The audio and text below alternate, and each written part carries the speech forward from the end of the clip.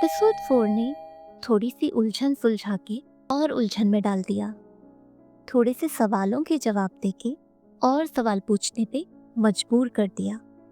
तो आइए उन सवालों के जवाब ढूंढने की कोशिश करते हैं लाइट शॉप एपिसोड 5 रीयूनियन में। हेलो, मैं हूँ Electra and this is Electra explains.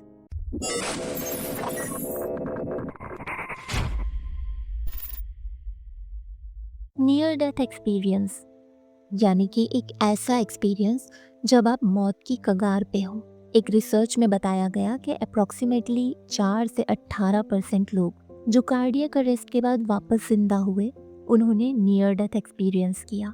एक सबवे ट्रेन दिखाई जा रही है जो एक टनल में चल रही है। थोड़ी थोड़ी दूर पे लाइट है, फिर अंधेरा आ जाता है। नर्स कुऑन की आवाज़ आती है। वो बोलती है, बहुत लोग जिन्हें नियर डेथ एक्सपीरियंस हुआ उन्होंने लगभग सेम बात बोली। सबने एक तेज रोशनी देखने की बात की। अब स्टेशन दिखाया जा रहा है, लोग प्लेटफॉर्म पे वेट कर रहे हैं। ट्रेन आती है, सब ट्रेन में चढ़ जाते हैं। नर्स कुऑन की आवाज़ कंटिन्यू होती है। वो लोग बोलते हैं कि होश में आने से पहले उन्होंने एक अंधेरी टनल देखी और जब वो बेहोश थे वो अपने करीबी लोगों से फिर से मिले। हम देख सकते हैं ह्यूनमिन को, वो ट्रेन में है। उसकी सीट पे साइड में फूलों का बुके है। वो अपने फ़ोन में मैसेजेस ओपन करता है। नंबर माई लव नाम से सेव्ड है। वो मैसेज करता है, मैं रास्ते में हूँ, तुम्हारे पास आ रहा हूँ। रिप्लाई आता है, बहुत लेट हो गया है। ये मैसेज देख के ह्यूनमिन एकदम शॉक्ड हो जाता है और परेशानी में जल्दी से पुराने मैसेजेस स्क्रॉल करता है। उसमें ह्यूनमिन ने पूछा था, क्या बाय एनी चांस तुम मेरी माँ से मिली? और रिप्लाई में नो आया था। उधर एक लड़की है जो ऐसा लग रहा है सूटकेस पैक कर रही है। उसके हाथ में फ़ोन है, बाहर बारिश हो रही है। उसके पास मैसेज आता है, मैं सबवे पे हूँ, नेक्स्ट स्टेशन पे उतर रहा हूँ। लड़की का चेहरा दिखाया जाता है और वो ली जी यूंग है। वो टाइप करती है, बहुत लेट हो गया है, कल मिलते हैं। लेकिन डिलीट करके वो सेंड करती है, get here safe. Hyunmin I miss you लिखता है और ली जी यूंग रोने लगती है। मिस यू टू टाइप करती है लेकिन रोते हुए डिलीट कर देती है। ह्यूनमिन जो ली जी यूंग का टाइपिंग देख रहा था, कोई रिप्लाई ना आने पे कुछ समझ नहीं पाता। आज ली जी यूंग का बर्थडे है, इसलिए ह्यूनमिन उसके लिए बुके, कार्ड, केक और एक रिंग लेके उससे मिलने जा रहा है। वो बहुत खुश है, अपनी जेब से रिंग निकाल के देख रहा है। और इसके बिल्कुल ऑपोजिट ली जी यूंग बहुत ज़्यादा उदास है, रो रही है। उसकी दीवार पे इन दोनों के बहुत सारे फोटोज हैं। उसमें से एक फोटो निकाल के वो सूटकेस में पैक कर लेती है। तभी हमको दिखाया जाता है कि ह्यूनमिन की माँ ली जी यूंग से मिलने आई थी और उसने ह्यूनमिन से मिलने से मना किया है। ह्यूनमिन की माँ और ली जी यूंग एक नोटबुक में लिख के बातें कर रही थी। ली जी यूंग उस नोटबुक को कचरे में डाल देती है। आगे देखते हैं सोनहे। वो एक घर देख रही है, ब्रोकर घर के बारे में बता रही है, साथ में हाइवॉन भी है। सोनहे को घर पसंद आ रहा है लेकिन हाइवॉन को शायद वो घर पसंद नहीं। वो एक खिड़की खोल के बाहर देखने लगती है। रात का टाइम है, बाहर बारिश हो रही है। सोनहे आके हाइवॉन से पूछती है, क्या उसको घर पसंद आया? हाइवॉन कुछ जवाब नहीं देती, बस एक स्माइल के साथ मुंह बना देती है। तभी ब्रोकर पूछती है, क्या तुम दोनों माँ बेटी हो? इस बात पे दोनों ऑकवर्ड हो जाती हैं और ब्रोकर को देख के एक दूसरे को देखने लगती हैं। अब दोनों जाने लगती हैं। दरवाजे पे दोनों की सैंडल्स हैं, दोनों रेड हाई हील्स। ह्यूनजू की माँ यानी कि यूहुई ह्यूनजू को स्कूल से पिक करने आई है। बारिश हो रही है, 2 छतरी होने के बाद भी दोनों एक ही अम्ब्रेला में बस स्टॉप तक जा रही है। ह्यूनजू के डैड बिजनेस ट्रिप पे हैं और उनका काम ऐसा है जिसमें उनको ट्रिप पे जाना पड़ता है। इस पूरे सीन में दिखाया जाता है कि ह्यूनजू और उसकी माँ का आपस में कितना प्यार है।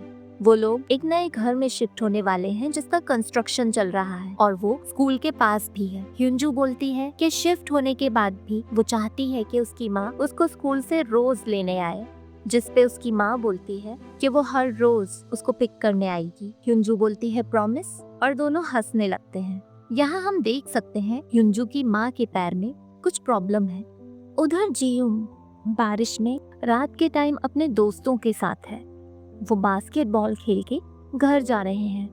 वो बात कर रहे हैं कि घर पे उन्हें डांट पड़ेगी क्योंकि बहुत लेट हो गया है। जियोंग के दोस्त उसको बोल रहे हैं कि उसने अच्छा नहीं खेला क्योंकि वो इस बात पे ध्यान दे रहा था कि उसके शूज ना खराब हो जाए, जिस पे जियोंग बोलता है कि उसने बहुत असिस्ट किए हैं और बस ऐसे ही वो एक दूसरे से हंसी मजाक कर रहे हैं। जियोंग के पास एक ऑरेंज कलर का राउंड बास्केटबॉल बैग है जो उसने क्रॉस में टांगा हुआ है। अब हम देख सकते हैं वही आदमी जो लिस्ट में नर्स कुऑन को मिला था। इस आदमी का नाम ओ सोंगवान है और ये एक बस ड्राइवर है, लेकिन जो बस वो चलाने वाला है उसके पिछले टायर से कुछ आवाज आ रही है जिसकी इंफॉर्मेशन वो सुपरवाइजर को फोन पे दे रहा है। संगवान को चिंता है कि लोग आखिरी बस के चलने का वेट कर रहे हैं, तो वो अलग अलग ऑप्शंस के बारे में सुपरवाइजर से पूछता है कि क्या वो दूसरी बस चला सकता है, क्या वो इस बस को चेक करवा सकता है।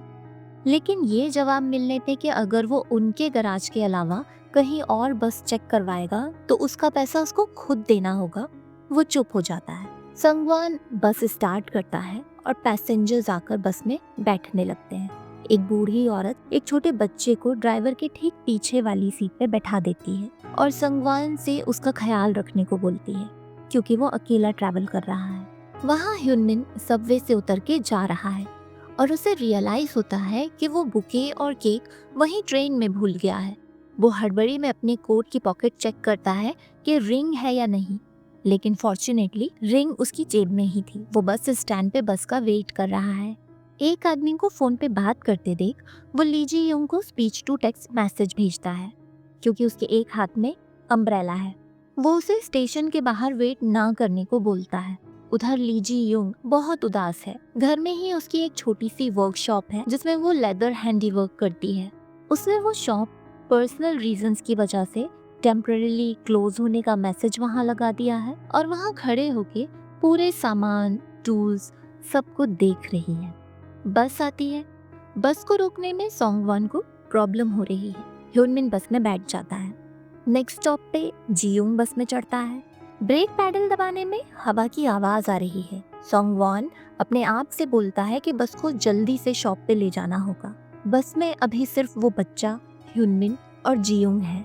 आगे देखते हैं सोनहे और हाईवॉन दोनों रास्ते में हैं। सोनहे के दिमाग में वो बात चल रही है जब उसने हाईवॉन से पूछा कि क्या उसको घर पसंद आया, और हाईवॉन का रिएक्शन याद करके वो मुड़ के हाईवॉन से बोलती है कि हाईवॉन को घर इसलिए पसंद नहीं आया क्योंकि वहाँ बहुत सारे लोग हैं और कब तक वो इस बात को छुपाएगी। जिस पे हाईवॉन बोलती है कि वो दोनों को देख के ऐसा नहीं लगता कि वो दोनों एक दूसरे को डेट कर रहे हैं और मुश्किल होगी, सब बातें करेंगे, सबको एक्सप्लेनेशन देना होगा, जो शायद सोनहे के लिए ज्यादा मुश्किल होगा। सोनहे बहुत ज्यादा गुस्से में आ जाती है और चिल्लाने लगती है, तो अब हम क्या करेंगे, ऐसे ही अपनी जिंदगी जिएंगे छुप के। हाईवॉन बोलते हैं कि उनका एज डिफरेंस है वजह। सोनहे ऐसा लगता है जैसे उसकी बेटी है। इस पे सोनहे बहुत ज्यादा गुस्सा होके रोने लगती है और हाईवॉन को वहाँ से जाने को बोलती है और गुस्से में अपने पैर से सैंडल झटक के सड़क पे फेंक देती है। इतने में बस आती है और संगवान को ब्रेक लगाने में बहुत मुश्किल होती है। सोने अपनी अम्ब्रेला बस के बाहर छोड़ देती है और नंगे पांव बस में चढ़ जाती है। हाईवॉन जाके रोड पे से सैंडल उठाती है, उसकी छतरी उठाती है। दोनों छतरी को बंद करने में थोड़ी मुश्किल होती है। इतने में संगवान उससे पूछता है कि क्या वो बस में आने वाली है। वो वैसे ही लेट हो चुके हैं। हाईवॉन अंदर आके माफी मांगती है, सोने के पास उसकी सैंडल रखती है और उसके पीछे वाली सीट पे बैठ जाती है। नेक्स्ट स्टॉप पे ह्यूनजू और उसकी माँ वेट कर रहे हैं। बस को आता देख वो उसे रोकने के लिए हाथ हिलाते हैं, लेकिन संगवान इशारे से बोलता है कि वो नहीं रुकेगा, उसे गराज जाना है और आगे निकल जाता है। लेकिन ह्यूनजू और उसकी माँ को पीछे भागता हुआ देख वो बस रोक देता है। ह्यूनजू आके बोलती है, हमारे लिए क्यों नहीं रुके, मेरी माँ के पैर में प्रॉब्लम है। संगवान सॉरी बोलता है। ह्यूनजू बस में सोनहे और हाईवॉन को देखती है, उनकी रेड हाई हील्स।